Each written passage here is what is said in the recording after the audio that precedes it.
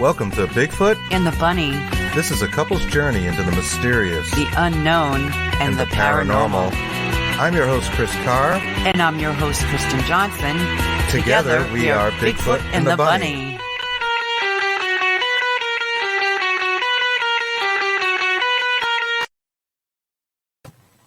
Happy Saturday, folks. Happy Saturday. We are Bigfoot and the Bunny, and we are psyched.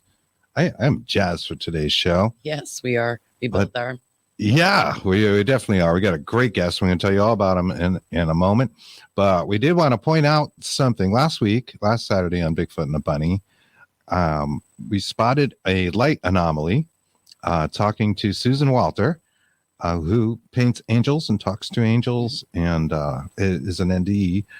And we just thought it was odd. And I pointed it out, and I wanted to clip that part because I'm sure a lot of you missed it. I did see it in real time. It happened really fast. It's just real quick. And I'm not saying it's paranormal. I'm not saying it's aliens, but maybe it's aliens. Maybe it's angels. I don't know. But it's worth looking at. I mean, possibly it's just a reflection, something like that.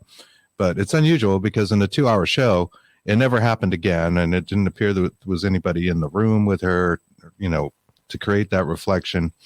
So I'm going to play that for you now. Language, almost written language, where light language is much more about frequency. Because when you get down to everything is still frequency and vibration. It is. And I have to admit, I just saw a weird reflection in your camera. And I don't know if that. Yeah, and I know my arms are on my desk, so occasionally it's kind of vibrating. Yeah, I'm literally setting out my art desk. It was like a light that went from like behind you and just shot up to the upper left corner. Not a so I'll have to. Not a dust orb, not an IR. Yeah, that was kind of interesting. I don't know if it was a reflection of something debunkable, but later after the show, I'm going to rewind that because that just caught my eye. That's good. And sometimes none of us are ever alone, because when you get down to everything is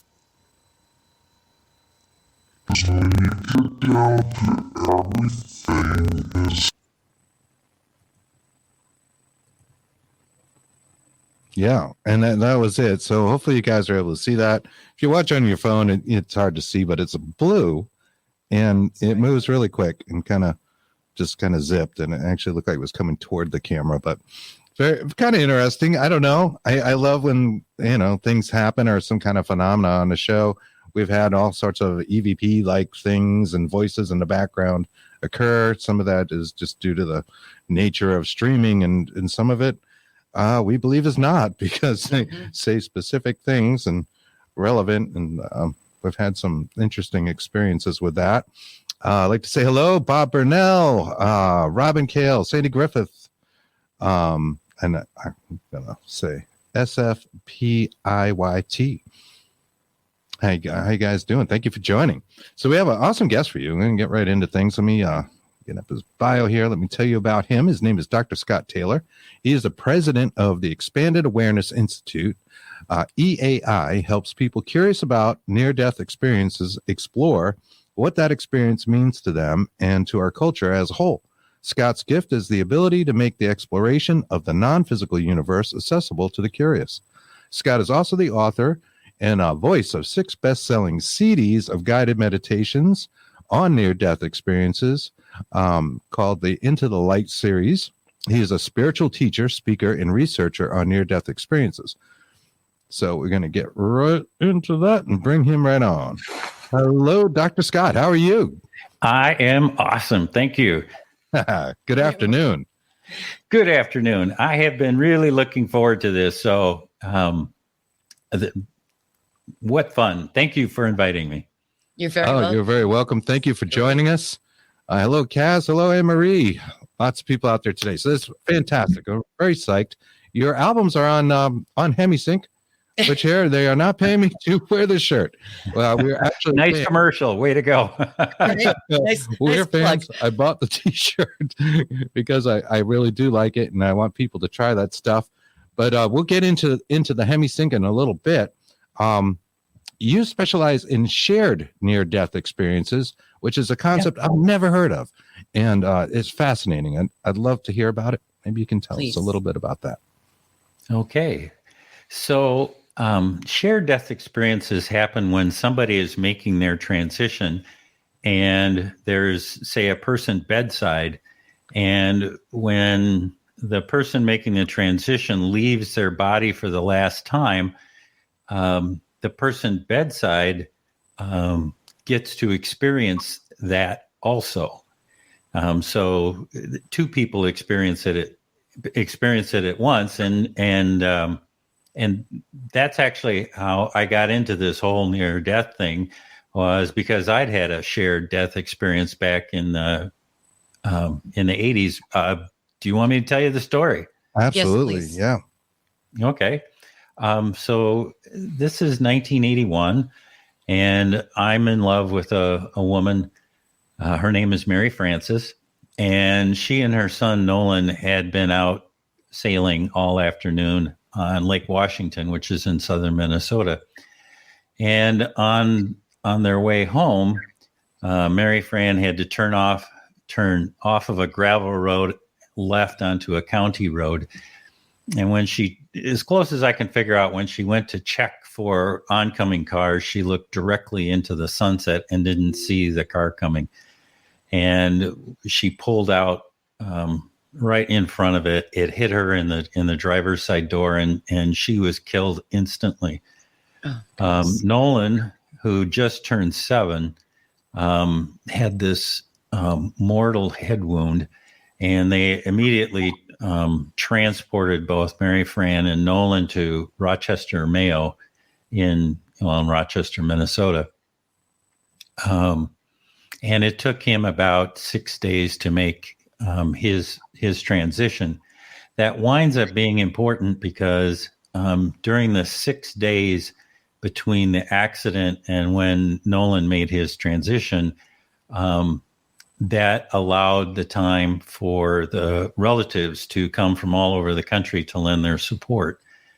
Nolan was the first grandchild in a family of 9 kids. Mary Fran was number 3 of 9, and which meant that there were a ton of relatives. I mean, your brothers and sisters and spouses and girlfriends and boyfriends and uncles and aunts. And I mean, it's just a ton of people wound up coming in and holding vigil with Nolan. Well, what all of those people, what that meant was that we got to divvy up the time and just be with him and support him. So as it turns out, I had the shift with Mary Fran's eldest sister, Janie, from 3 a.m. to 5 a.m. in the 6th day. And we were with Nolan. He was in a coma, but what we know about people who are making their transition are folks that are in comas, but very often they can, hearing is the last sense to go. And so we were in the room with him and we read him stories. We told him how this 50 odd people were making do in this little bitty waiting room across the way. Some of the brothers and sisters had raided the couch around Mayo and stolen cushions so that they could, have a place to be on the floor. Anyway, so it was just, we were trying to keep his spirits up and tell him these fun stories. Anyway, it gets to be about 4:45 in the morning, and Janie, who was a trained trauma nurse, she worked in emergency rooms and in intensive care units, kind of gave me the signal, and she went down and she looked at the charts, and then she looked up at all of the myriad of monitors that were surrounding Nolan's bed, and she just shook her head. And it was clear that she knew where this was going. And so Janie held out her hand to me, and the two of us pulled up chairs next to Nolan's head, and we told him that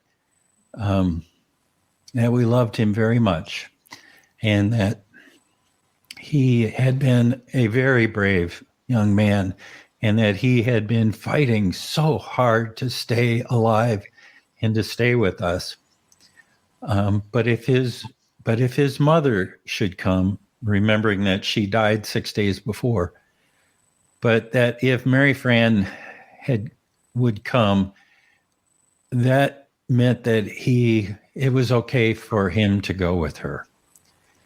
And we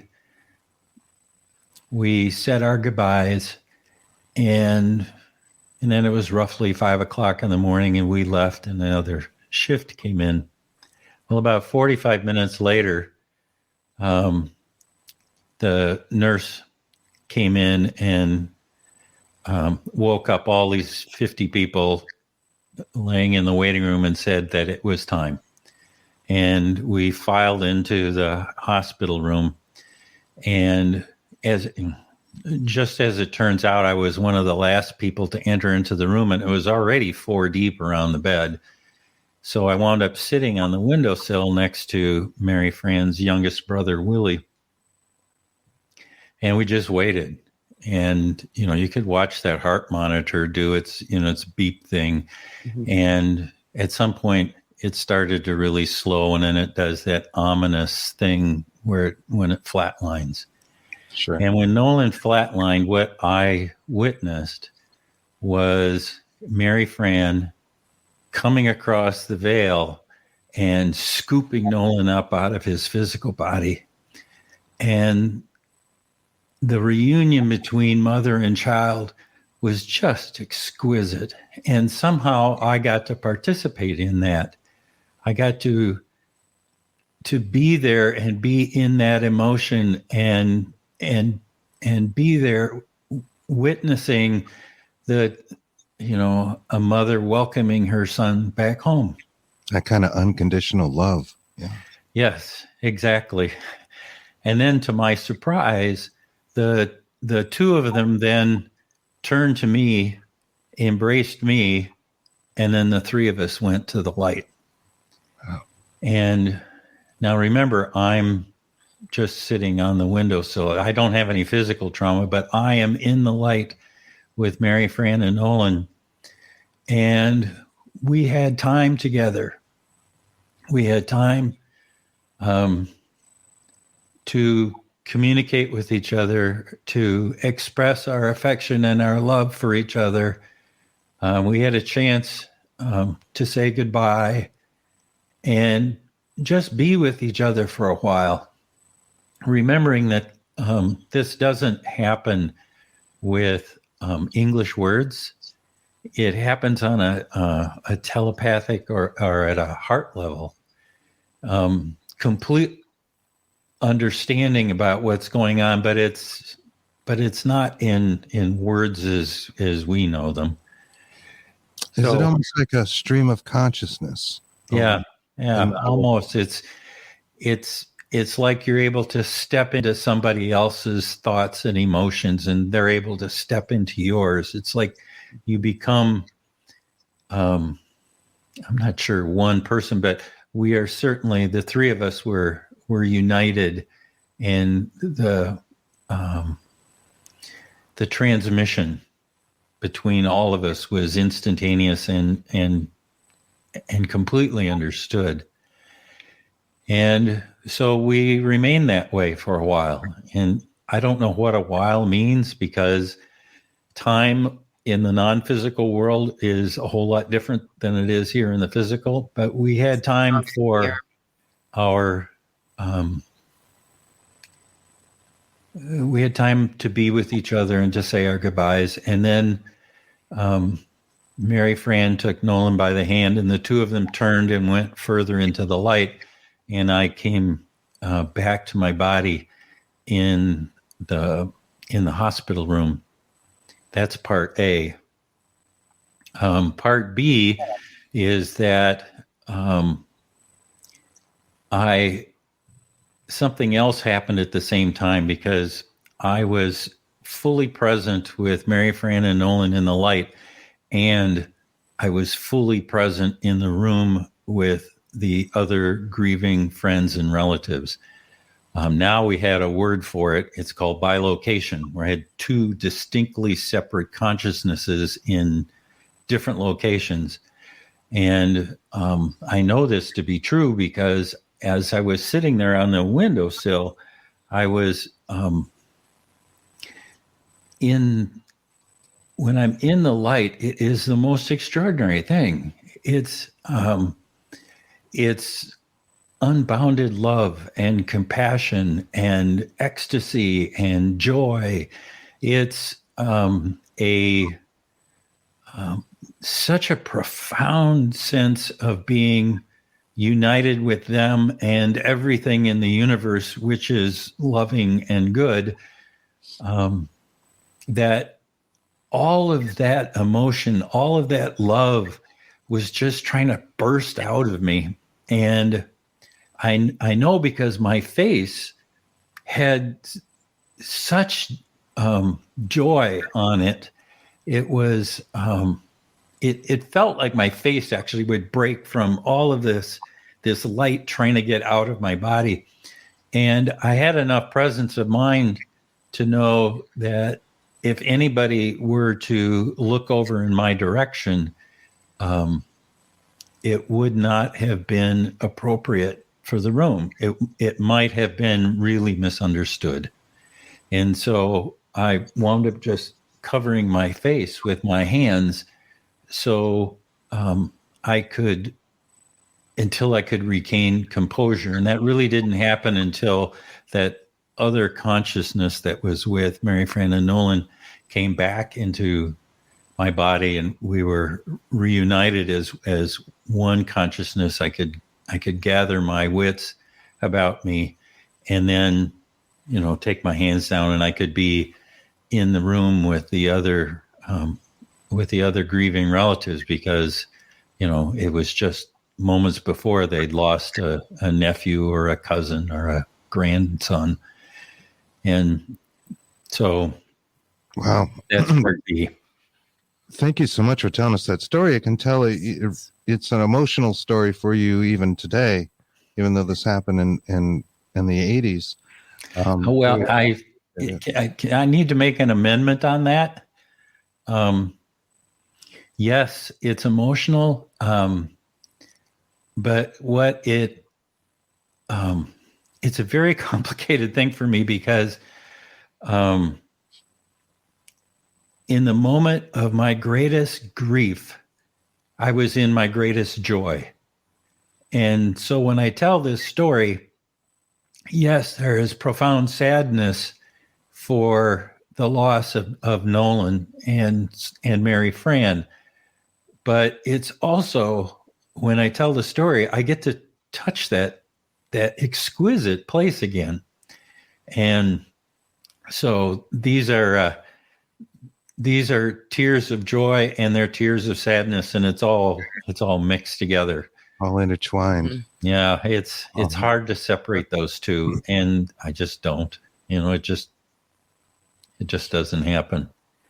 That is amazing, and I love that you referred to it as bilocation, because they use that word also in quantum physics to talk about electrons doing identical things. It's separated. It could be distance, doesn't matter, but they'll have the exact same behavior. It's one of the mysteries, right? Mm-hmm. Kind of spooky stuff, as Einstein called it, about the quantum mechanics, right? Well, when you talk to people who've had near-death experiences or shared death experiences, like mine, what you begin to realize is that everything is made up of the same stuff.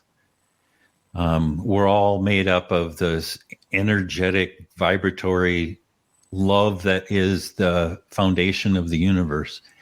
And,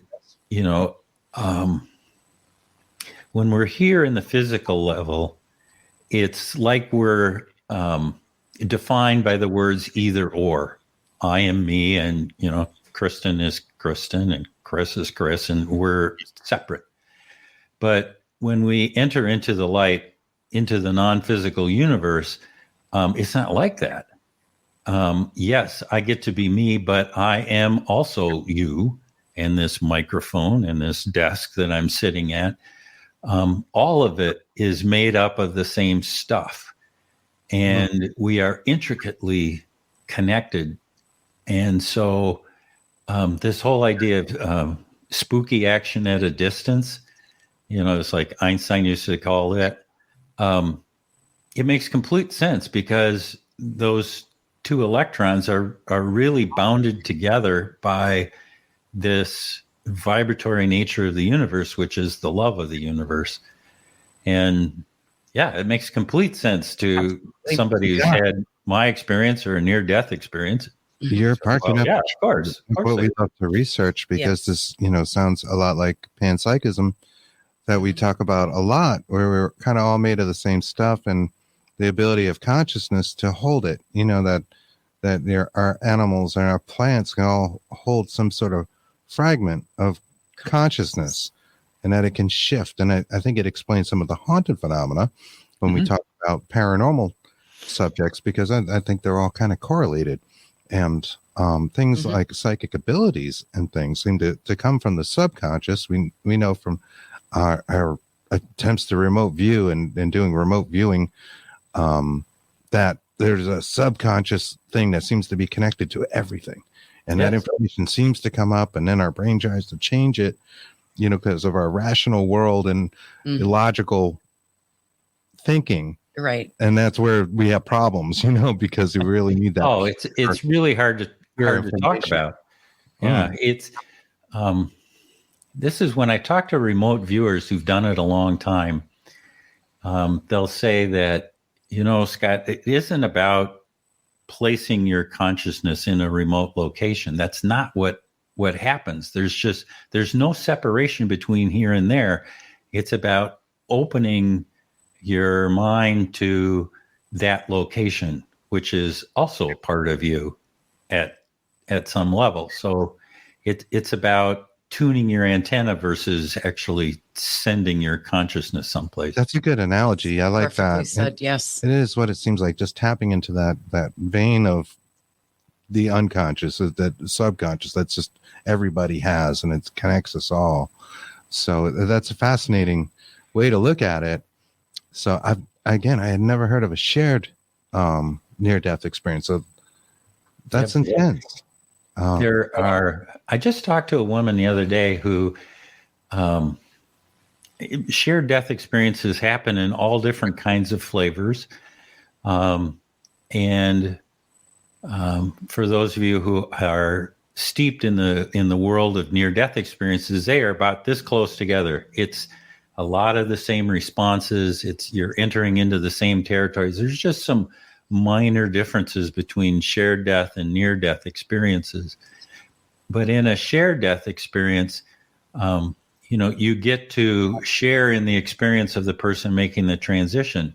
And it can be a little, like I kind of define mine that way, where we entered into the light and we just had a chance to be together and say our goodbyes. But some people who have a shared death experience do the whole thing. I mean, they are with them with a guide that takes them to the tunnel. They go down the tunnel. They are in with the dead relatives at the reunion party. They get to meet the being of light who, helps you through the life review. They get to go visit the crystal cities and that area of life between lives.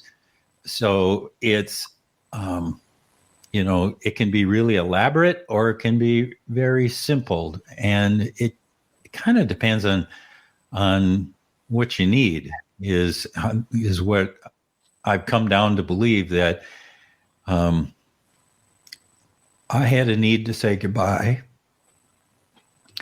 I think they had a need to say goodbye too. and that was enough. And for some other people, maybe it was time for the e-ticket. They get the whole full meal deal here, and that's just wonderful. Right. So, I'm sorry, I should have clarified my verbiage. This was a shared death experience, not a near-death experience, because and up until about a year ago, I would have told you that I had a shared near-death experience. That was kind of the nomenclature of the time. But Raymond Moody came out with a book, and so did William Peters, who they have now landed on the nomenclature of shared death experience as to describe what happened to me. And so, okay, I'll go with that. For those of you that are interested, the first really big study with shared death experiences came out just about a month ago. It's at William Peters wrote the book. There's 800 people in his study, and if you read the book, I'm in there, so you can check out all different kinds of things on me. What is the name of the book? Please. At Heaven's Door. At Heaven's Door. I'll put that At in. Heaven's Door. Hang on. Here, I'll do a little commercial for William. Yes, That's please. what it looks like. Wonderful. Beautiful. Thank you. There you go. At Heaven's Door, William Peters. And what he came to believe through his study wound up being key components of what happened to me, meaning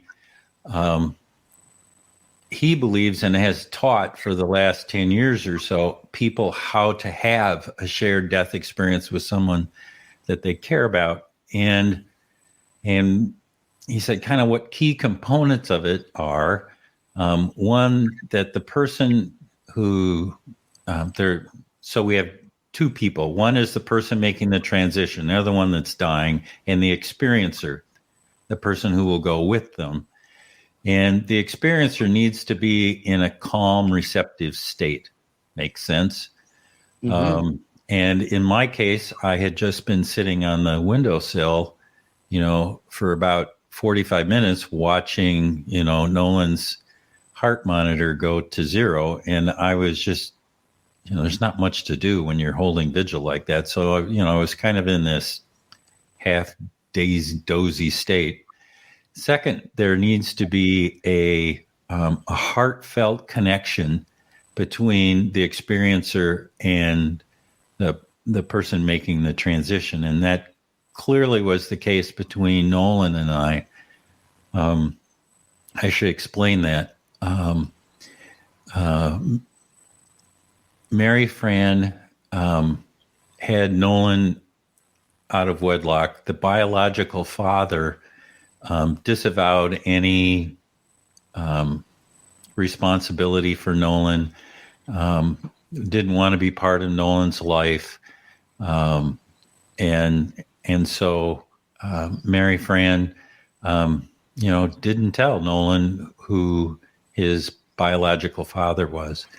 And when I came into their lives, Nolan desperately wanted to be like every other 7-year-old in the playground. He wanted to have a father too. And so I had that role with him, or starting to have that role with him.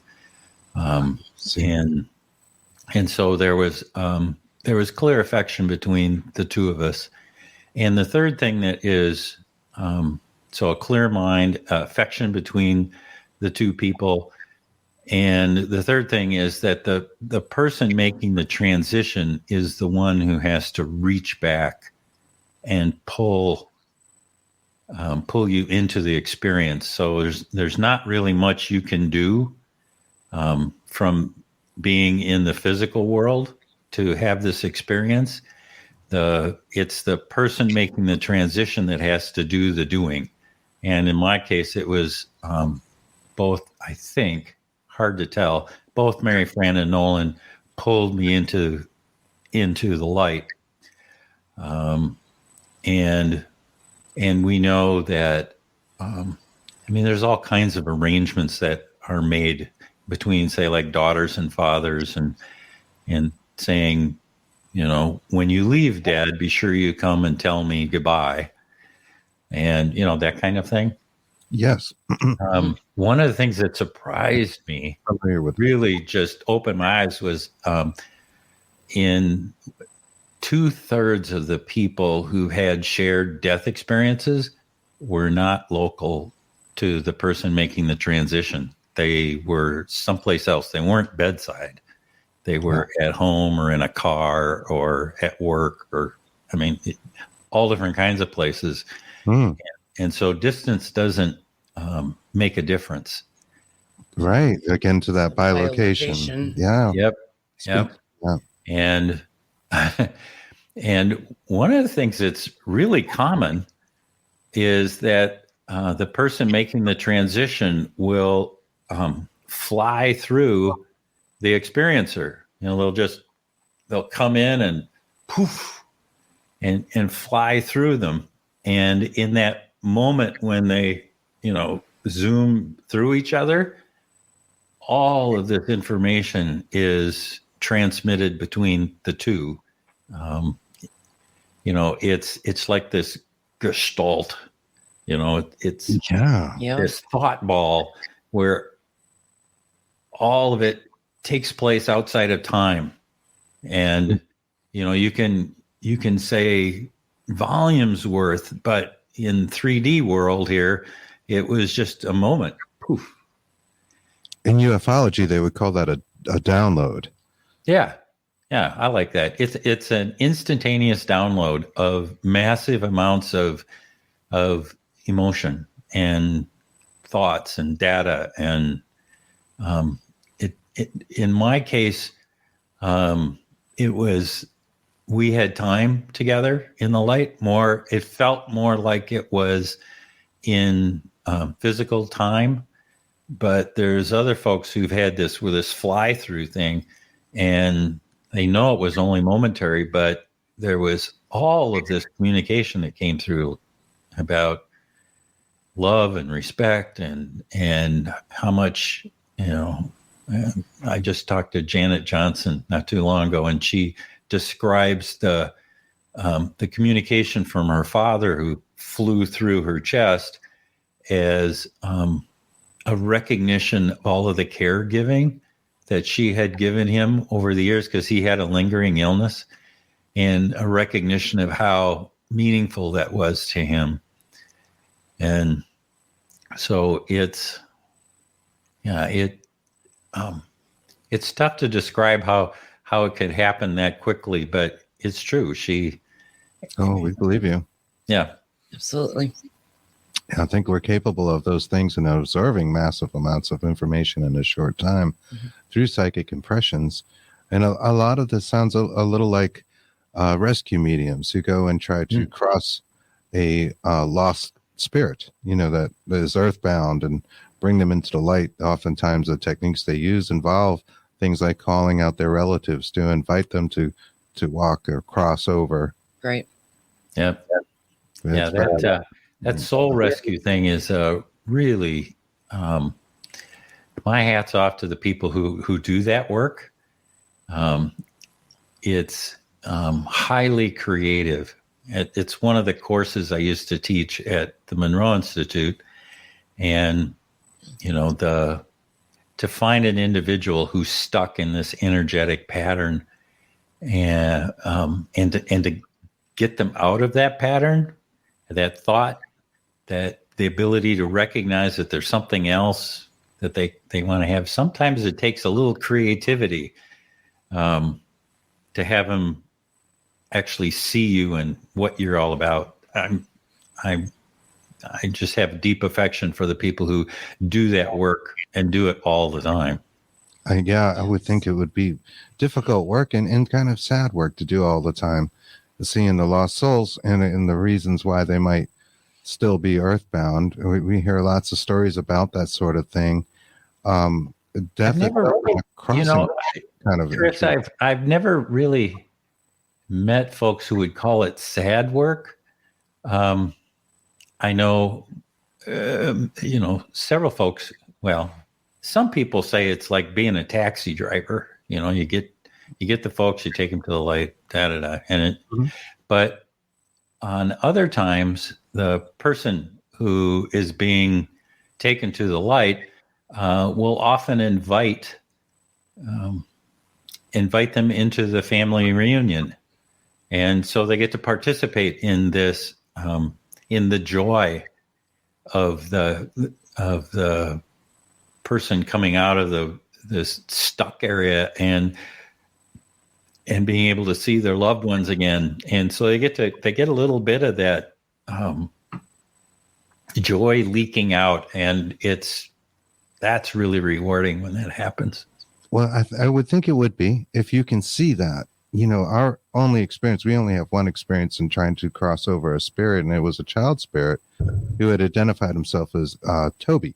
And we were using ITC to talk to him because we could not get the psychic impressions on that kind of level where we could totally see him and see exactly what he was doing. But he was more than willing to talk in the same voice through our radios and things of that nature.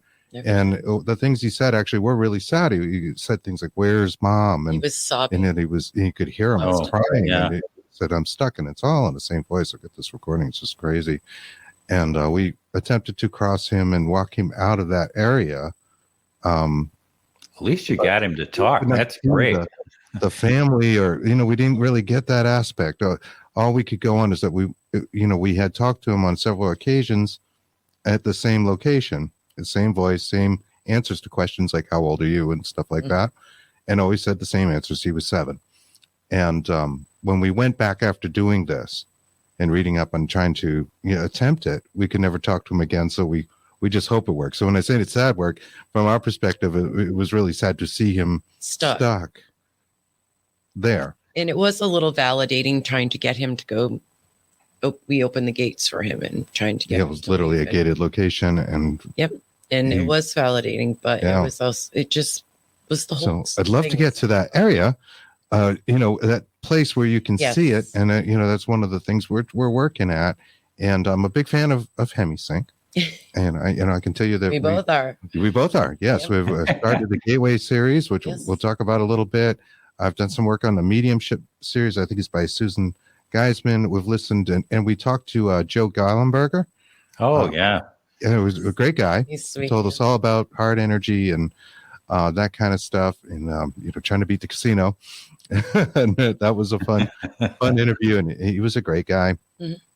Can you tell us what HemiSync is, because you have albums out there, and we kind of know, but I want our audience to really understand a little bit about the Monroe Institute and so Bob Monroe was the founder of the Monroe Institute, and he became famous because he wrote really the very first popular book about out-of-body experiences.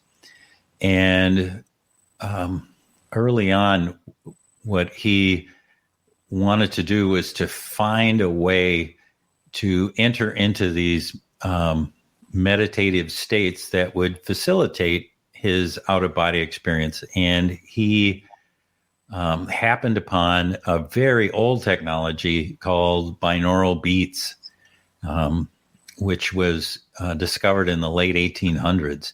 And what that's about is if you put a solid tone into one ear, say at 100 hertz, and you put another solid tone into the other ear at, say, 104 hertz, what the brain does is it tries to equalize those two tones. Well, if you're wearing headphones, it can't. Your brain can't, because they're inherently different. And so the brain sets up a third tone all on its own at the difference between the two, which is 4. And it starts to resonate at that third frequency. So if you were to put 100 and 104 hertz into your ears, the brain starts to resonate with that 4. You would go to sleep, because 4 hertz is delta sleep. That's where the brain likes to go. And that was wonderful. And so Bob Monroe said his genius was to take that technology and to say, well, what would happen if we layered this? And that's what he did. So his earliest, he calls them focus levels. His earliest vibration that he set up was one where you had this deep delta tone, which puts the body to sleep. And then he layered onto it another theta tone that allowed the brain to be awake and sharp and clear. And so you enter into a state called mind awake, body asleep. Yes. And I'm just going to make a real quick comment on that. Having experienced that, it is a really interesting thing because I snore and I can hear myself snoring. It's true. And I'm fully awake and conscious in my mind, but my body is completely asleep. I can hear myself snoring, yet the tones are going on and I'm there. Yeah. Your mind is bright, awake, and clear. And that mind awake, body asleep state is where Bob Monroe did all of his out of body work. In the world of the Monroe Institute, that's known as Focus 10. Bob liked to use numbers because there wasn't any kind of cultural significance to them. And so that was where he started his explorations. And the lovely thing about binaural beat technology is that you can put it on, a CD or a tape or whatever your medium is, and if you are a willing participant and you have the headphones on, you will be in an expanded state of awareness, period. End of statement, stop, full stop, no exceptions. You are in that state. And so it's 100% effective. And you can allow people to stay in that meditative state for a long period of time. Say, our typical exercises were 40 minutes. Mm-hmm. And that's a long time. It's more than enough time to practice your skills that you would use in navigating the non-physical universe. And that's why you would attend classes where they will help teach you the tools and techniques for, navigating in this world, as opposed to when you have a near-death experience, you are thrust into this world and you have no idea where you are. You don't know how to move around. You don't know how that you can ask questions. I mean, you're just there on your own. And it's so much different than being able to enter into these states and do it gradually with guidance and support. And anyway, so that's what Bob did. He created he took a binaural beat technology and he layered it. He called it HemiSync. That's the T-shirt that Chris has on. And it's very effective at helping people enter into and hold a meditative state. And so I'm a big fan, and all the albums that I've recorded have used HemiSync, and it's really lovely because I was able to tweak the HemiSync to get them really close as we can to the different common elements of an NDE. And so what I mean by that is, so you're interested in meeting your guide, the person who will take you from your physical body to the light. Well, that takes place at a certain vibratory window. And being in the tunnel, that's another one. If you are meeting with your dead relatives in this reunion that you have in the light, that has a slightly different frequency. If you're doing a life review, that's another one. If there's that wonderful area that is the life between lives, they call it the park. That has another frequency level. Park's actually really interesting because both the folks who have NDEs, they have the park. And then Bob Monroe, who uses a totally different cosmology, discovered the park. It's exactly the same place, just two different people, or two different traditions, I should say, coming together to discover the same area, which makes sense to me. if it's out there, more than one person can make that discovery. Affect that park area, though. I've heard a lot of NDEs talk about how different cultures have a certain expectation upon passing. Yes. And that's kind of the experience they have. I think Rupert Sheldrake described in a short sentence, like, what is death? It's like dreaming and not waking up. So there's like your culture is influencing your consciousness to your expectations. So your experience may be different, although there's a lot of similarities between them all. Yeah. I had this exact same conversation with Dr. Bruce Grayson just a couple of weeks ago. Oh, did you? Oh, wow. Yeah. And he is, for those of you who don't know him, Dr. Grayson helped found the International Association for Near-Death Studies back in 1971. And he is a MD, PhD. He was at the University of Virginia. He was the head of psychiatry, and he was also the head of the Department of Perceptual Studies, where they studied things like near-death experiences and reincarnation and yada yada. Anyway, so he has a unique look on the world, and it has been his role for the whole time he was there. When somebody came in and said, "You know what? I think near-death experiences are caused by a lack of oxygen to the brain." And he would go, "Well, I have this whole university setting and all my training in 2 disciplines. Let's see if that's true." And he'd set up an experiment, and he'd come out and he'd go, "Nope, it's not true."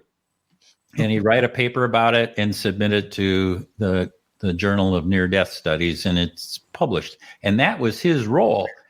Every idea that came down the pipe, would people say, "Well, it's ketamine," or it's, here's my favorite, it's the, you're remembering your birth, the whole, you're in the dark and you're going towards the light. Going through the tunnel, yeah. Yes. You're going through the tunnel. So, and he'd go, and he would set up an experiment to try to figure out if that was true. And no. It's that, in my mind, that science is now settled. We have now copious amounts of data that tell us that NDEs are a unique and real phenomena, that our consciousness does not reside within our physical body. It resides in our non-physical body. And there's so much science around it now. We didn't have that before, but it's pretty much settled in my mind. There's still lots of interesting questions that are out there, but are NDEs real? Absolutely. Are shared death experiences real? Absolutely. And now what we do is move into a more interesting question, which is, how do we make meaning out of the experience? There is the real question. Mm-hmm. And I, bless their heart. And what a joy it would be to be able to understand that meaning and not fear death. Yeah, move forth in life and live your life to the fullest without a constant fear of dying. Or well, I have to say that it's through the efforts of the International Association for Near-Death Studies, the Virginia Department of Perceptual Studies. There's another group out there called NDERF, NDE Research Foundation. That's their website, NDERF. And they have made a huge cultural shift, at least in the Western world, surrounding death. And hang on just a second. It's sitting right over here. I'm going to get something for you. Okay. Sure. We like show and tell. Yeah. And some interesting comments. I'm just going to put up a few comments here. Robert Honing said, "You two are amazing and have a wonderful array of guests. Hats off and kudos." Thank you. Had to be said. Well, thank you very much, Robert. We appreciate that. Nicely done, Robert. Says, "Thank you for your story, Scott." So I know this to be true, that a small group of dedicated people can really make a cultural difference. So think back like 10 years ago, and if I said, Kristen, I want you to come up with the image for death. And more than likely, this is what came to your mind. Oh, right. I mean, now, right? for people who are listening, you just put up a picture of a Grim Reaper. Yeah. It's the Grim Reaper. We'll hear this And, audio. the emotions that go along with that, when you take a look at this and you go, it's malevolent, it's lonely, it's capricious. I mean, this sigh just goes through humankind and rips you out of your life. It doesn't care, yada yada. I mean, it's a really ominous and dreadful kind of view of what death is like and who's causing death. It's the Grim Reaper. Well, if you were to go on to and ask now what the image is for death, this is more than likely what it is that you'll see. The light at the end of the tunnel. It has totally replaced the Grim Reaper in our popular culture. And Yeah, that's true. That's and very nobody true. said, there wasn't a law passed or the president didn't make a declaration or anything. It organically happened as people found out about it, because the light at the end of the tunnel it's personal. I mean, it's your trip to the light. And what's in the light? The light are all of your friends and family and pets. They're waiting for you to welcome you home. And the light is the love of God. It's the love of the universe. It is this extraordinary place where we are loved unconditionally. So it's a totally different way of thinking about our transition. And it is making a real difference in our culture. And you have to know it because Harry Potter in the last film had a near-death experience. It was a classic white light death experience. He fought Voldemort. Up he went. He found himself in a world of gray where Dumbledore was waiting for them. Right. Yes. They walked off into King's Cross Station. He found out information that he couldn't have known before about the Horcruxes. And then that with something like Monty Python's Meaning of Life, where they goof on the idea of Grim Reaper, and he comes to the door and he knocks. They answer the door and he says, "I am death." And they're like, they just kind of ignore him. They're like, "Who's at the door?" It's just something about the reaping. Yeah, a whole different view, right? So that whole different view.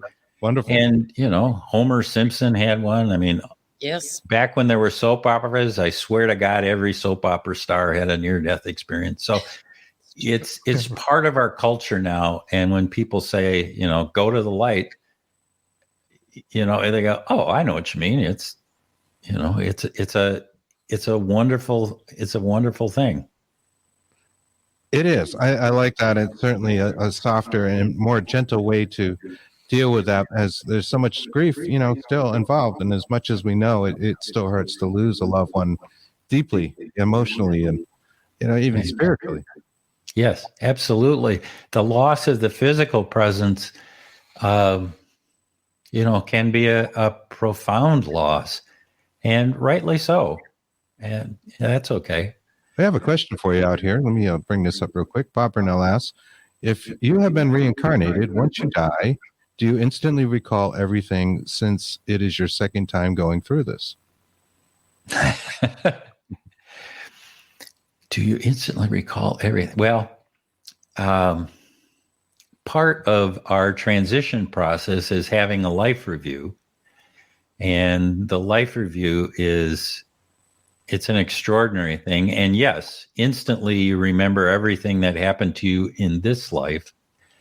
And you have available to you the information from your other lives, because they're out there. So I think that's what they're referring to. But it does seem like there's some kind of a wipe when you come back. If you believe in reincarnation, and very few people really remember all their past lives, although some people are able to tap into that, right, through regression hypnosis and things Sure. like that. I mean, look at the children that come out with remembering their past lives. Absolutely. Yeah. There's a bunch of them, and There's yeah, some it's pretty spot on. pretty amazing stories out there. Yeah. In fact, that's one of the things the University of Virginia really delved into was evidence of people's past lives, and they with scars and with knowing intricate details about the past life. So that has been really well researched, and it's fun. So I got a brain twister for you. You ready? Oh, we like these. Okay. Sure. So what we know about the non-physical universe is that there is no time, not linear time like we know it here in the physical world. It's like all time is now. So, carrying that through logically, that means that all of our incarnations are happening simultaneously. Mm-hmm. And so when you're done with one life, you are done with all of your lives. And so what that allows us to do is to be able to say, we have the ability to influence our other lives, which are being lived simultaneously to this one. Back when I was a Roman soldier, or I was a Polynesian island person, or, in Africa, all of these different kinds of lives that I'm sure I must have led. Mm-hmm. I'm living them all concurrently. And we have, because it's all tied together, we have the ability to influence and give ourselves wisdom across lives. And I find that very comforting. I think that's amazing. It's curious that you bring that up, because since we've started some of this gateway stuff, I've had a variety of dreams, and you had one as well, that really involved like timelines. Yeah. And I had this sense upon waking that what just happened was really happening, but just in a different timeline, perhaps, because they're all simultaneously happening at the same time. And I was shifting consciousness from one to another. Yes. And I had that very sense that you just tapped on when I woke up. Yeah. I was like, wow, maybe these things are really happening. And since there is no time, really, that linear time is just a human sensation, course, right? To get us through this 3D universe. Mm-hmm. I totally agree with you that these things actually are happening. And the idea that you might be able to influence one is awesome. I love that. Okay, so I'd like to take that one step further. You'll love this too, because this is worth the price of admission. Anybody who's listening today, this is probably the most important thing you'll hear this week. I'll do that. All right, here goes. So we have a life review, and in the life review, most people experience it from 3 different perspectives. You get to do it as yourself. You get to relive your entire life just as it happened, complete with every sensation and thought and emotion. And one of the cool things is you can speed it up or you can slow it down, and you get to really understand who you were and your growth for your entire life. That's part A. Part B is that you get to relive so typically what happens is that somebody goes in and they're having a life review, and there'll be like these balls that are just floating in the air, and you put your attention on one of the balls, and it inserts you into a scene in your life where you're interacting with somebody else. So you can be that person. So you get to do it as yourself, and you get to do it as the other person. So you get to understand their thoughts, feelings, sensations as the two of you have this exchange. The impact of your actions. Yep. And very intimately, because that you get to understand how, that wonderful thing happened or whatever. And then a little bit of Anubis and the scales. And and so the third perspective is that of God's perspective. So how this interaction goes, you can see how it affects you, the other person, their family, the community, and, humankind at large. So you get to see how the ripple effect of that one transaction on these various communities. So let me give you an example. Say I'm the one that's I'm making my transition and I'm having a life review, and I find myself at a grocery store, and the young woman who's checking out my groceries is having trouble.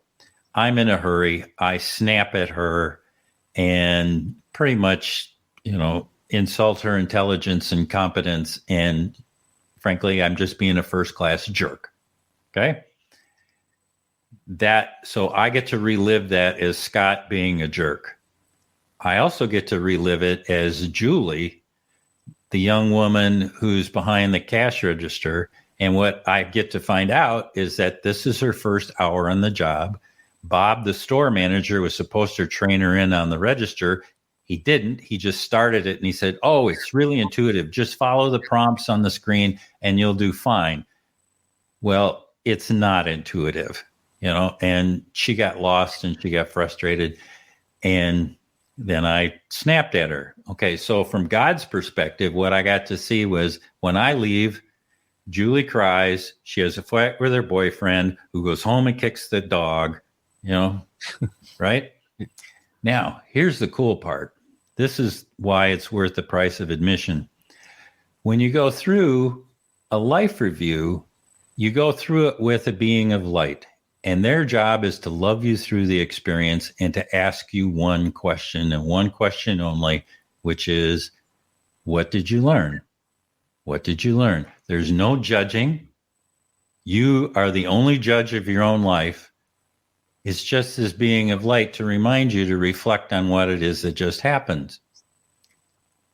If you are aware, you can turn to the being of light and say, "Stop. I'd like to replay that scene again and do it differently." So we replay the scene again, only this time I go, "How's your day going?" And Julie says, "This is my first hour on the job, and Bob said that I should know how to run this, and I'm having troubles." And I go, "Stop. Don't worry about it. Take a deep breath. Take your time. We'll make sure that you can get through this and do it well." Because we've all been on a job our first day and is very nervous and overwhelming. So I speak kindly to her.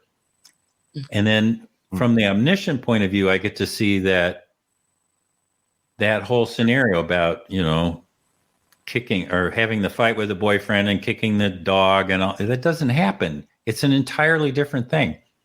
Here's the cool part. That second scenario is just as valid as the one that happened in 3D. It sets up an alternative timeline like you were talking about. Mm-hmm. Yeah, I was just going to go there. That's what I was thinking of. I'm thinking, all right, every possible scenario, if it all happens and you think about this ever expanding, almost infinite universe that we now see is expanding exponentially with the possibility of planets that are just like our own, and people coming out saying, it's more likely there is somebody that is just like you on another planet, mathematically living your life with maybe some slight variation. Makes you wonder if that's what's really happening in the scheme of things, right? So what that means, Chris, is that we have a chance in our life review to fix our karma. We don't have to live another life again. But when we have this life review, we have to remember that we have choices and we have help. And that's what the being of light is for, is to help you think through and negotiate this experience of the physical, but do it differently and do it with the kind of knowledge that we now have as having lived a whole life. Go, boy, I wish I'd spoken to that person differently. I wish I'd taken a left instead of a right. I wish I'd waited at that stop sign, whatever. It's a profound gift of a loving universe. This idea that we can actually alter our karma, alter how our life was lived, and that alternate scenario becomes part of the human knowledge that we have. It becomes available to everybody. And anyway, so I give that all to you as a gift, because it's not something that's talked about much. And I think it's a wonderful thing that the universe has lined up for us if we just know to take advantage of it. Mm-hmm. I love that. It kind of says all options are yes, and everything really happens. Yeah. And maybe in that life review, you're seeing the effects of all possibilities in like one download, because they all maybe exist simultaneously. Kaz Clark had a question. She asked, what about proven cases of reincarnation? Would that just be a case where you're having the simultaneous lives because there is no time? So you're just really remembering another consciousness that's occurring simultaneously? Or is it something else? I'm taking from that question that it's how do we know that Fred was Andy, who lived during the Civil War and died at the Battle of Shiloh and blah blah blah. There's a lot of research in that area, and in particular, one of the things the University of Virginia did was to study people who had specific scarring, and in a prior life, say at the Battle of Shiloh, great grandpa was killed with a sword through the side, and that scar then moved over into his next life, and there's a memory of that battle or dying in a certain way.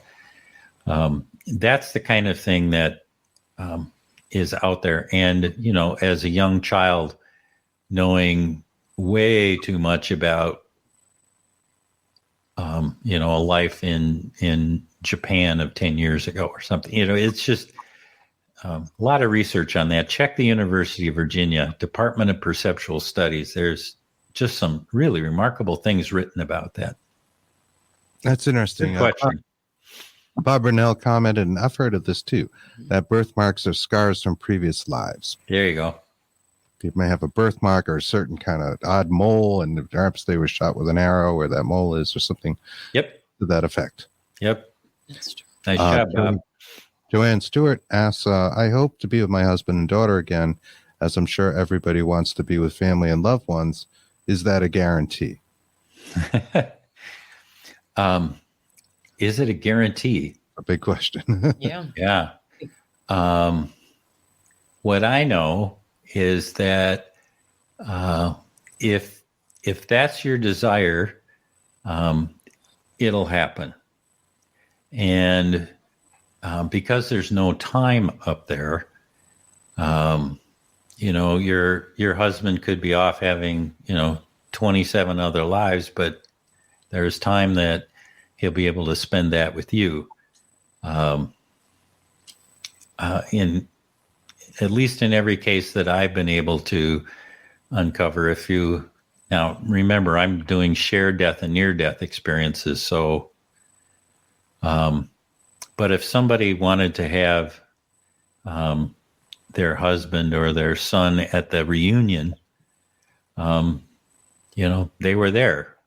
And it's about, I've done this work in hospice where you set up invitations, you send out invitations to who you would like to attend your reception party when you make your final transition. And it's a lovely thing. Do you think there are soul families? Yeah. And if they were if you had a son or a daughter, they, more than likely were in your soul family. And we have to remember too, that when we make that transition, the person that we're meeting on the other side is not just your husband. It's your husband in all of its forms. Sorry, I thought I'd turn that off. No worries. Okay. Happens to all of us. That was my mom. just checking in. That's great. I don't know you're having a good day because you're with Bigfoot and the bunny. Heck yeah. Yeah. And she's on the physical plane, so don't think that was, You're right. Well, Right. that phone calls. Yeah, that stuff. It's happens. not like that orb that flew through on that clip that you showed, which was really quite remarkable. I like the color of it. It was interesting. Bright blue is It's one of those things kind of tough to prove either way, but debunk, whatever. But it did happen. So I had noticed it in real time and thought that was interesting. We have another question for you, and then we'll get back because I want to talk about your HemiSync records and what they can do for you, your library. But there's a question here. So hell does not exist, or thoughts on heaven and hell? Hi there. Okay, so this is Scott Taylor's view. There's no hell. Is there a place where there are people who are confused and are held? Yes. And we know that from all of the soul rescue. And is that place determined by the cultural things that happen? Yeah. So if you expect to go up and, there's some great studies about, I forget which religion believes that you are awakened again when Jehovah blows his horn. So there are those folks who go up there and are resting in like a coma-like state, waiting for the horn to blow in order to re-enter into the Based on their expectations of what happens when that happens, right? Yeah, if you have an expectation, if that's really what you want to have happen, you can make that happen. What seems to be the case, at least that as I've been able to discern from teaching soul rescue classes, is that the moment the person who's stuck realizes that there is an alternative and wants to leave and has a sincere desire to do so and reaches out, that's when everything changes. And so that seems to be the key, is that the person who's undergoing the stuckness needs to be able to go, I don't want to be here anymore. Isn't there any place else? I would really like to be with my mom and dad or grandpa and grandma. That's when it changes and help arrives. That's why it's so important when, like you were talking about, like young Toby, and Toby wanted to be with his mother. yes. And so when you're doing soul rescue stuff, it's like, oh, got it. That's the clue we need. And so you go in and say, Toby, I know where your mom is. Would you like to go with me and we'll go find her? Yeah. And, and Toby goes, oh, I can do that? I can go with you and find my mom? Absolutely. Come on, let's go. Done. So the desire is to be someplace else with somebody else and not in this stuck, confusing environment. Right. So, and I think it is those stuck earthbound spirits that are responsible for a lot of the haunted phenomena people see, maybe even poltergeist phenomena. Yeah. Oh, I'm sorry. I didn't finish the story. Maybe the phone interrupted me about Bruce Grayson. And we were having this conversation about how culturally our near-death experiences are defined. And his theory, and one that I'm beginning to buy into, is that when we have an experience, like in a near-death experience, all of us have roughly the same experience. We are getting the original language from the universe, whatever that is. It's not English. So we're getting this information from the universe, and the only way that we can interpret it is with what is in our memory banks. So if there's this divine being in front of us, I grew up in the Presbyterian tradition. So, I mean, maybe it's Jesus, or maybe it's St. Paul. We had a lot of talking to with St. Paul. Or it's Mother Mary or something, something in the Christian tradition. If you're Native American, maybe it's your totem or an ancestor. Or if you're Hindu, you're going through the bardos. So that's what's lodged in our memory banks. And so that's what is pulled forth so that we can understand this language that's coming from the universe. And I think that's probably pretty close to the truth, that we interpret it with the kinds of symbology, the metaphors that we know. There's a great story that Bruce told me about this trucker, and he's having a near-death experiences, and he leaves his physical body, and he sees in front of him this pipe, and he's going, and he knows he's supposed to go down this pipe, and so he's describing it as, I left my physical body and I went right up this tailpipe until there was light at the other end of the tailpipe. Well, of course he went up a tailpipe. He's a trucker. That's what he knows. That's his metaphor. Other people call it a tunnel. Right. And in certain traditions, it's about going through a well. And, so what is it? In doing those mediumship courses, the communications I had that I feel are very genuine were with deceased loved ones. It was like that. It was like looking at old time movies, or almost seeing words I know, but not really hearing them, but just kind of seeing them kind of twisted. So I knew the meaning, and imagery and symbiology played a big role. And It was like that stream of consciousness that I mentioned earlier. It felt very external, but there it was, all of a sudden I'm getting all this stuff flashing through my mind, and it made sense. And it made sense to me. It would probably make no sense to anyone else, but it made perfect sense to myself, probably because of my memories. Right. Yeah. Suzanne Giesman taught me something really helpful.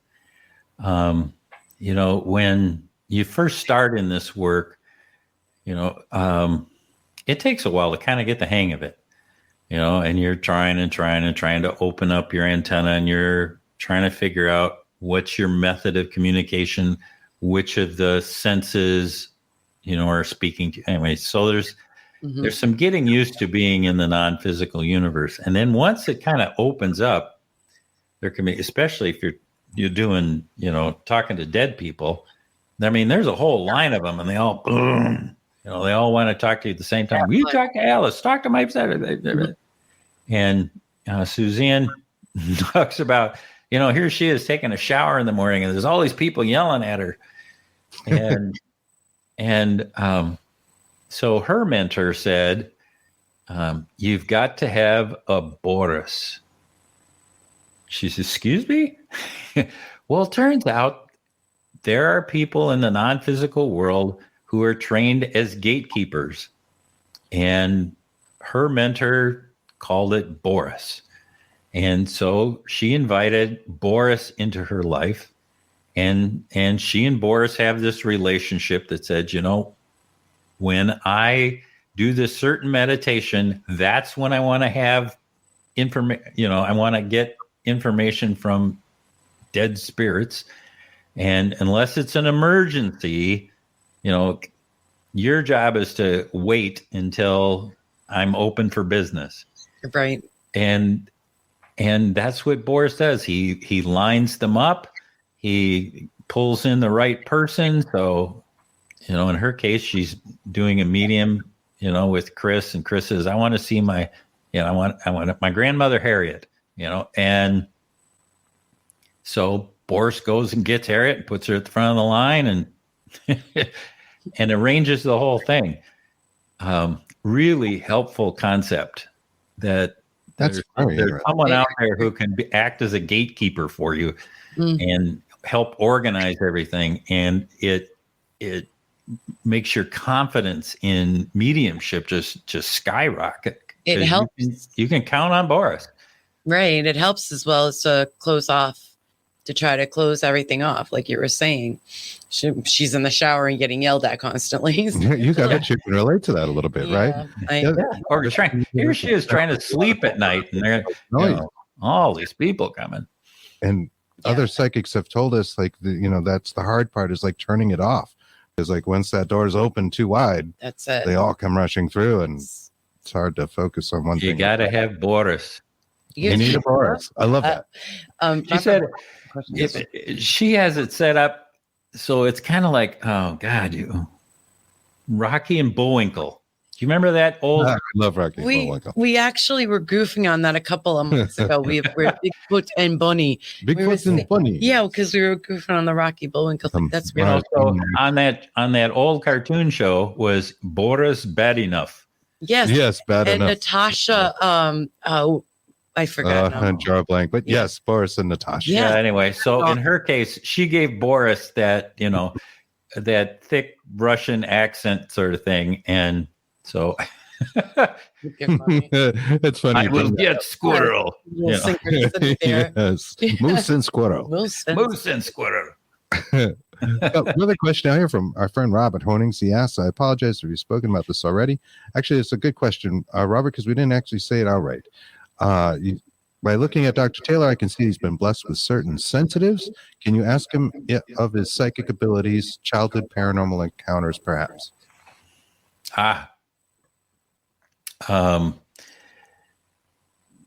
No, up until I had my shared death experience at 27, I was your standard small town, southern Minnesota, Presbyterian raised, regular old person. I was more sensitive than most as a kid, but I wouldn't have called it psychic. That changed when I had my shared death experience, and I had touched the light. And one of the things that happens to people who have touched the light, at least it did for me, it completely heightened my curiosity about all things spiritual. I had this burning desire to touch that space again. And because I'd said to myself, if I went there once, I know I can do it again. I just don't know how. And I traveled the world. I went all over. I went, to the pyramids and Stonehenge and the Oracle of Delphi and more cathedrals than you could shake a stick at. Point is, I was trying to find some sort of little juice or something that was in these places to help me, go back there again. And it didn't work that way for me. So I found teachers. I studied with shamans in both North and South America. I studied with the Emoto religion in Japan. I went to seminary. I blah, blah, blah. Anyway, I finally found my path at Monroe.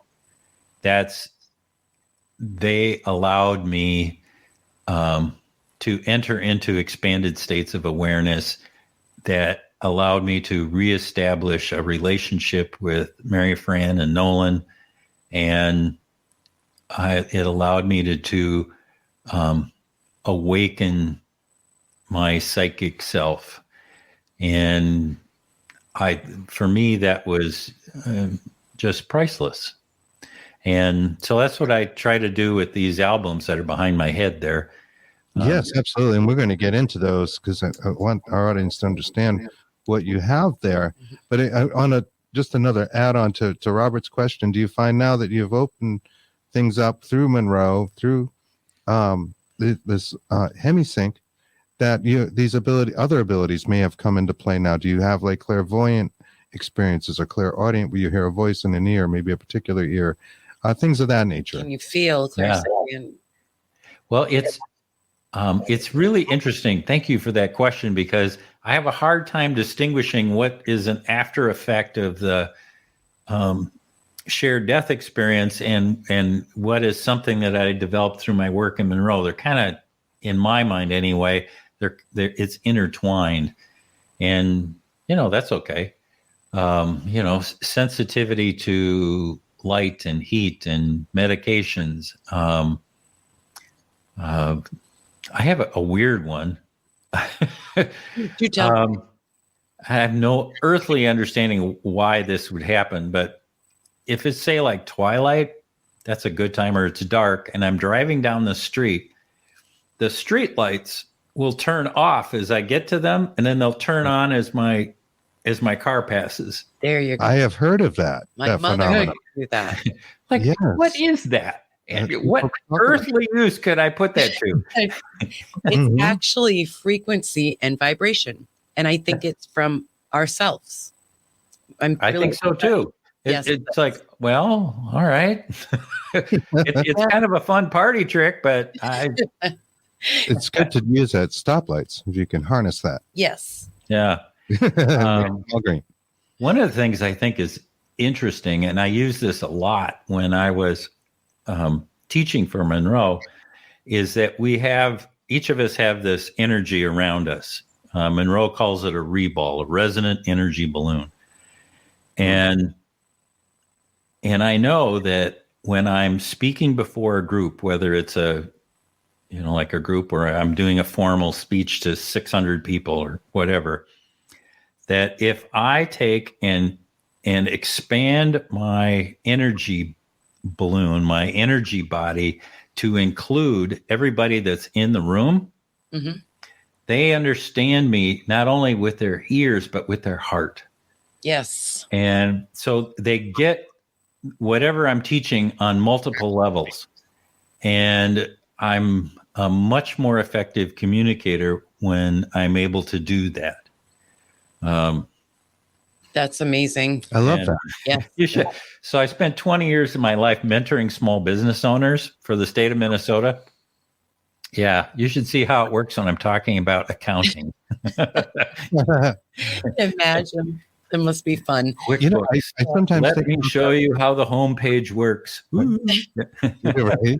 I sometimes think about that when we do the show, and I think about us all kind of being in a group in a circle, and it's just a mental thing I'm doing in my head, but sounds very similar to that. Yeah. I think, and it makes a real difference.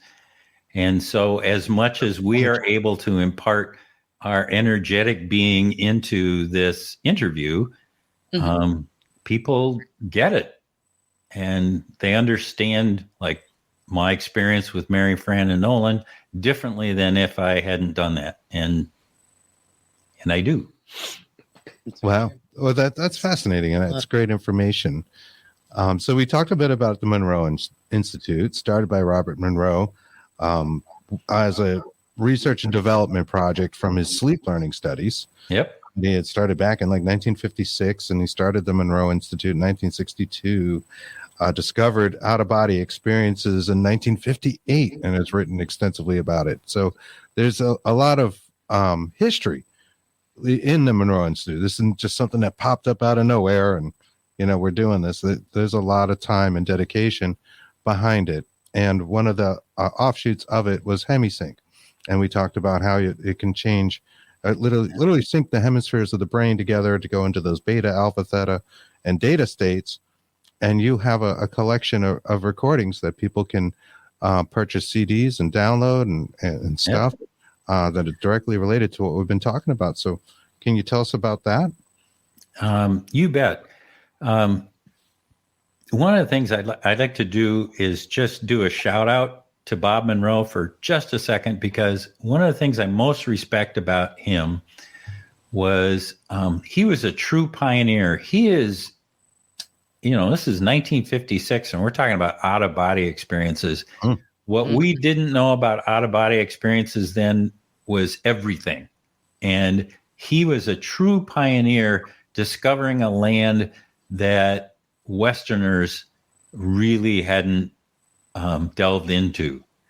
And when he wrote his first book, Journeys Out of the Body, he did the best that he could to describe what had happened to him in the previous 15 years, about how he got into it and what he discovered along the way.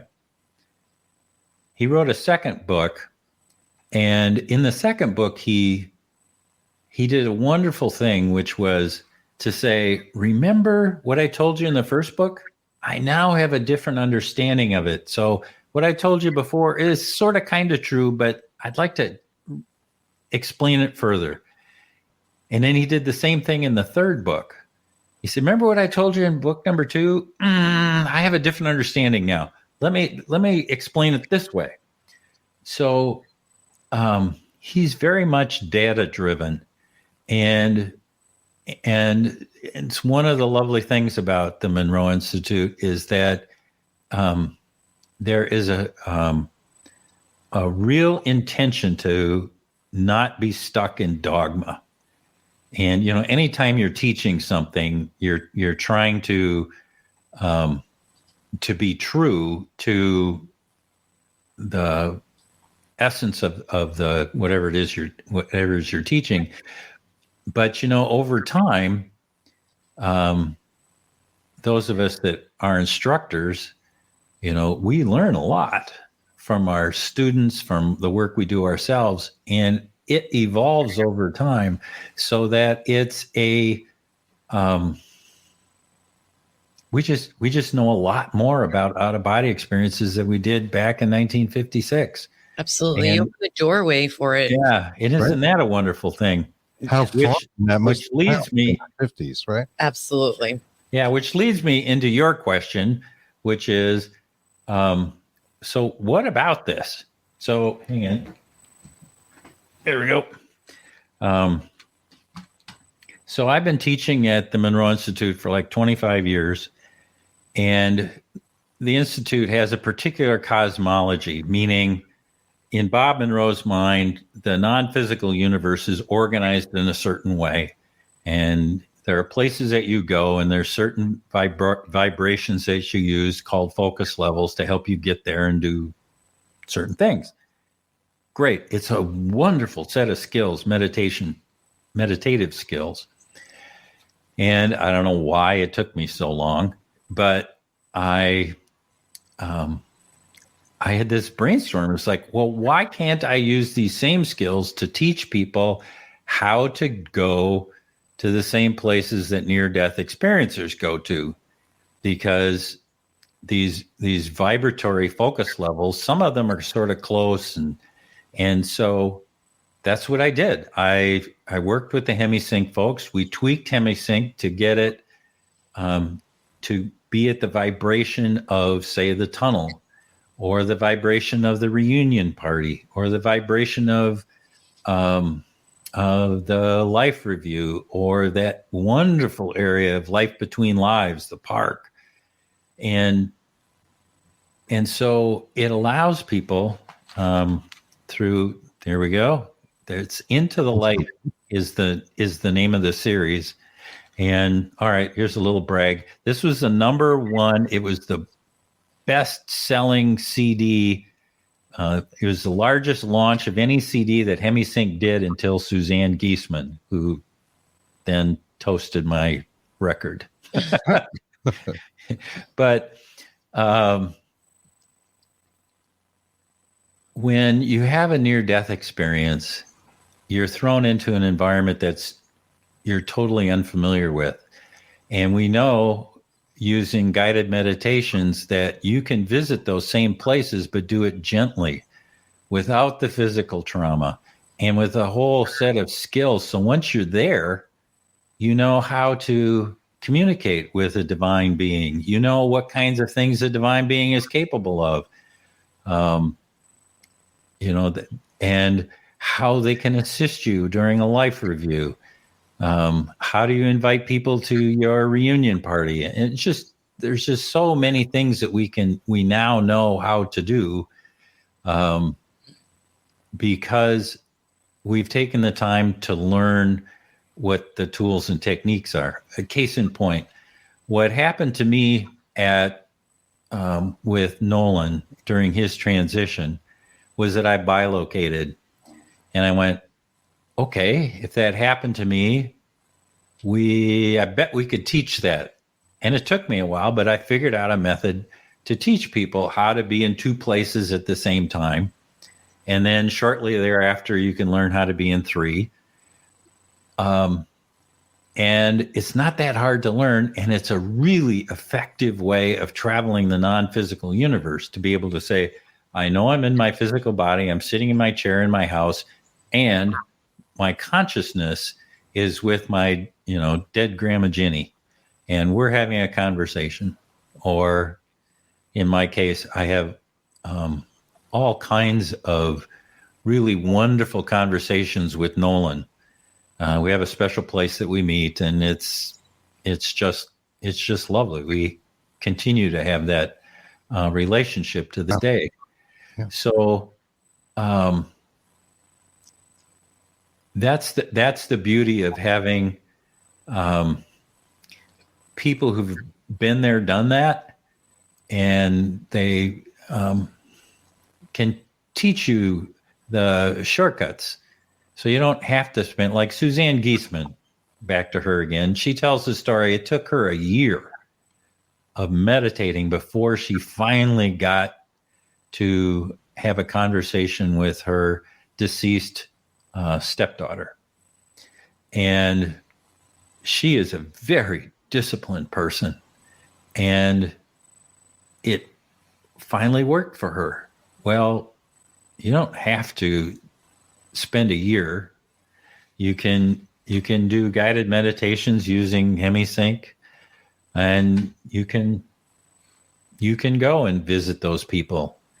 And anyway, so with your Into the Light series, let's focus on your series, because we're not encouraging people to have necessarily a near-death experience, or we're encouraging them to expand their conscious awareness, so you can talk to people that are deceased, or what are some of the other things, maybe in just short term, like what can they expect from going through this series of meditations?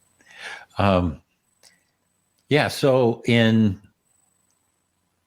near-death experiences, people are often curious about, well, what's the tunnel good for besides, as a method of transit, moving from here to there. Well, it's filled with amazing things. So you can explore that. In particular, I'm a fan of going to that area of the life between lives, because that's where the Akashic records are. That's where all of the universities are. That's where the professional centers are.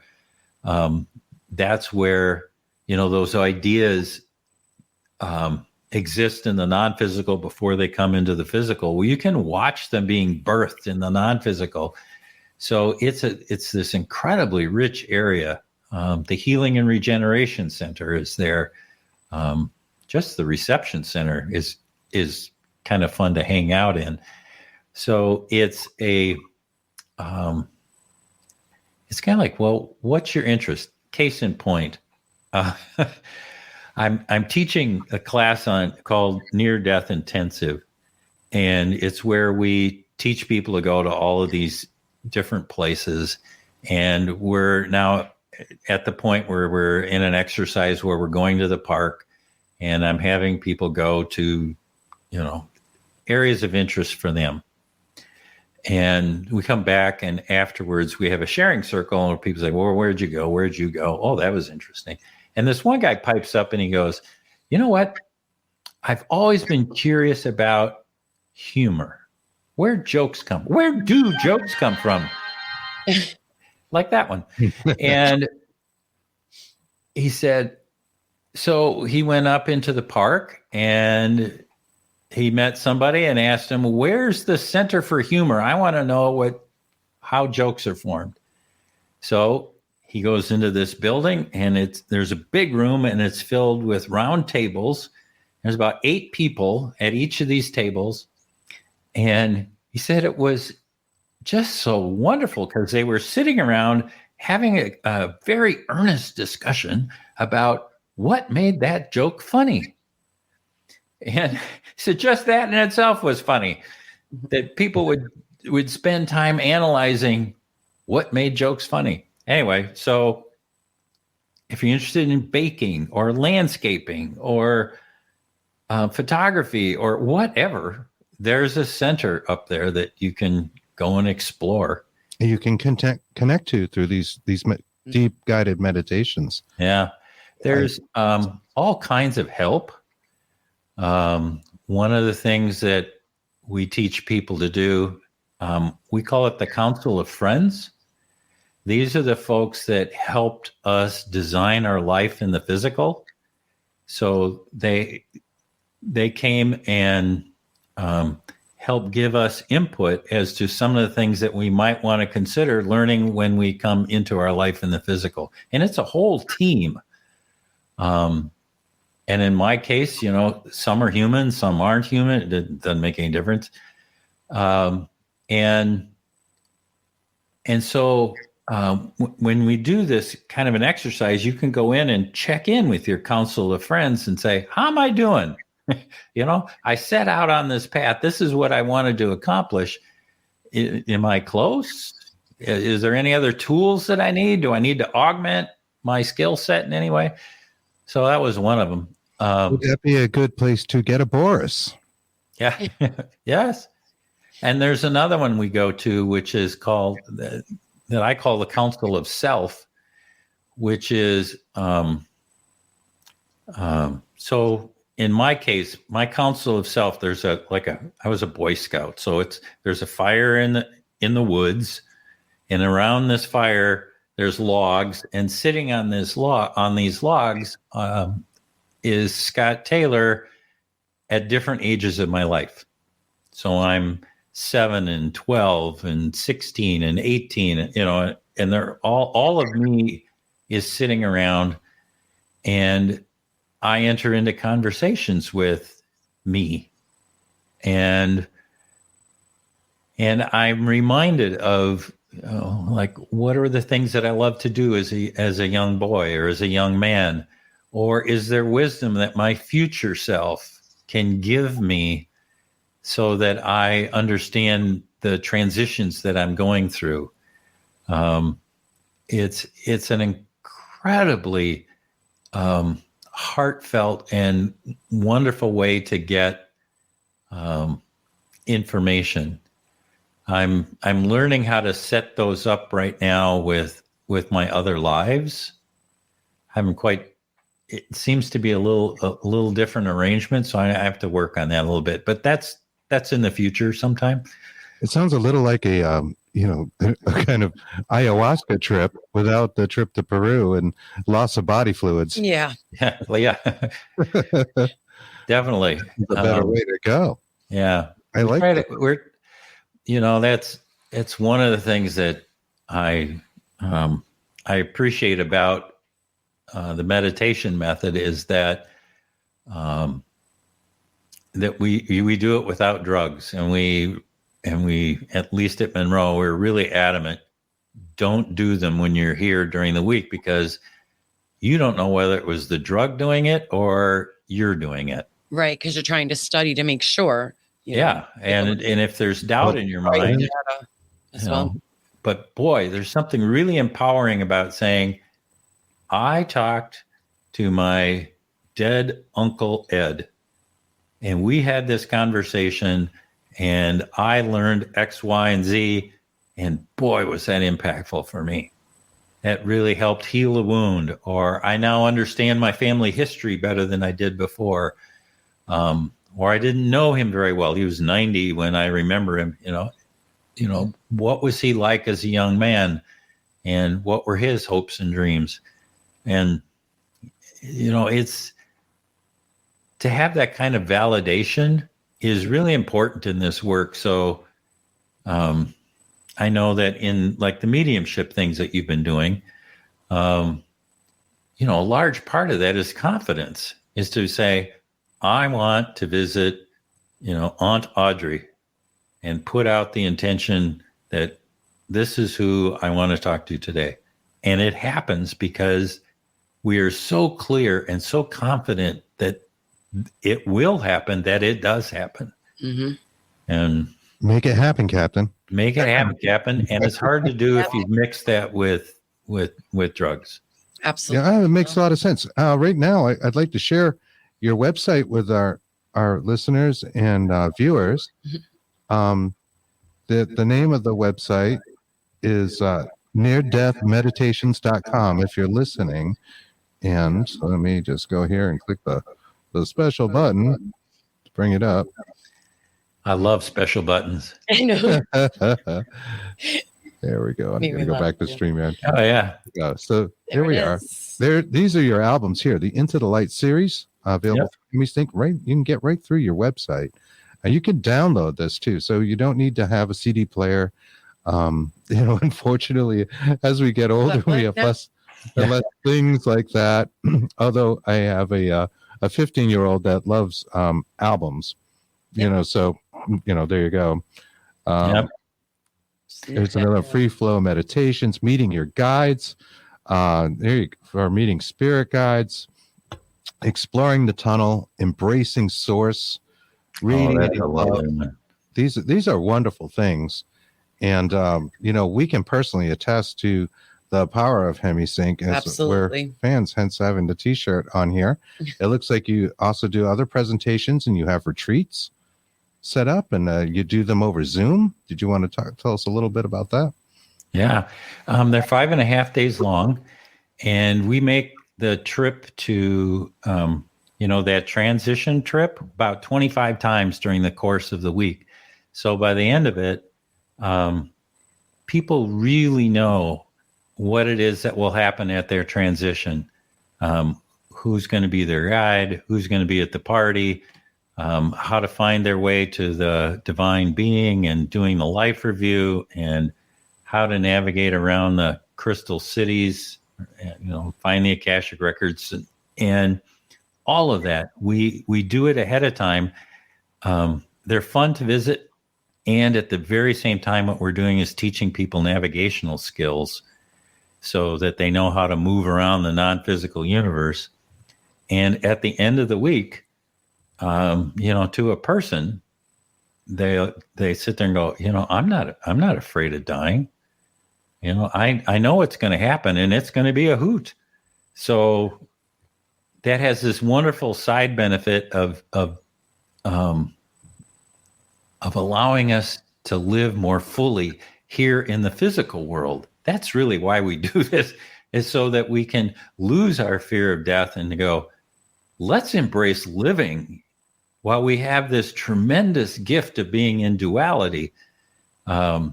This is, you know, it's a very brief moment in time, and there's so much to learn from being in this physical space. Oh. Memento mori, right? Remember, we will die, and embrace what's going on now. Be present. Be present. Yeah, that is a gift, and we often forget. We get very busy with our lives, and there's so many distractions, and it's almost like we're intentionally kept busy. Being present, it seems so important, and it seems like there's a lot to learn in these CDs. I want to explore them and download them and try them myself, because this looks amazing. This has been a pleasure talking to you today. Thank you so much. May I throw in one more piece? Absolutely. Okay, so these CDs are built around the concept that there are 3 different lights that people encounter in the near-death experience. Not many people have spent much time working with that, but there's the white light, which, you know, the white light at the end of the tunnel, we've all seen that. There's clear light, and there's black light. And the white light at the end of the tunnel is very intense. It's if you were to look at it, you you would say it's as bright as a million suns, but because we're using our non-physical eyes, it doesn't hurt them. And the folks that I've talked to that have been in the white light, the really clever ones, have looked around behind them to see if there's a shadow, and there isn't. And what that means is that we are, we become one with the light. We are this brilliant, white, loving light. Clear light is what happened to me. If we were having a clear light experience right now, everything in the room would start exuding its own light. And pretty soon you would begin to realize that everything is made up of light. Everything is the vibration of this loving universe, and we are part of that. And that we are ourselves, and we are connected with the whole. Black light, on the other hand, is an extraordinary thing. Everybody that I've talked to, almost everybody, when they talk about their black light experience, they cross their arms in front of them and they kind of do this little rocking motion, and they tell me about how they were held, how they were loved, how unconditional this love is. And they use the term, "This is the womb of God." Isn't that a wonderful statement? The womb of God. Wow. And so if you are Genesis 2 fans, in that second sentence in the Bible, it talks about at the beginning there was the deep, the void. That's where you go. It is before everything. It's the source of everything. Light came out of there. All of physical existence came from this source. And that's what that album is about, is how to touch that place again. Maybe that's what science refers to as the Big Bang right there. There you go.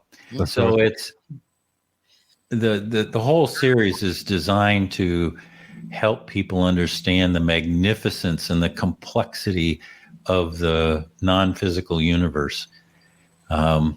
We can do it at home. It's a little slower. If you do it in a class, we've got a whole bunch of people doing it at exactly the same time. So this group intention and group energy helps propel everybody to even a greater adventure. So I'm sure people could ask questions and that kind of thing as well. Yeah. And I've got a great co-trainer, topic. Dr. Charlene Nicely. She really helps me out and lends a different whole perspective.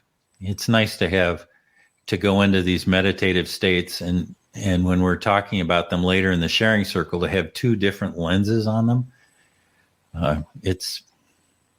Anyway, It sounds so fascinating. I'd love to take part in something like that. Yes, I think we would really enjoy that. Absolutely. As I understand it, the Monroe Institute has some kind of physical map of the non-physical universe too, right? And I think you've kind of hinted about that a little bit. Yep. Is that a real thing? There's like a map and you can go and There's see a map.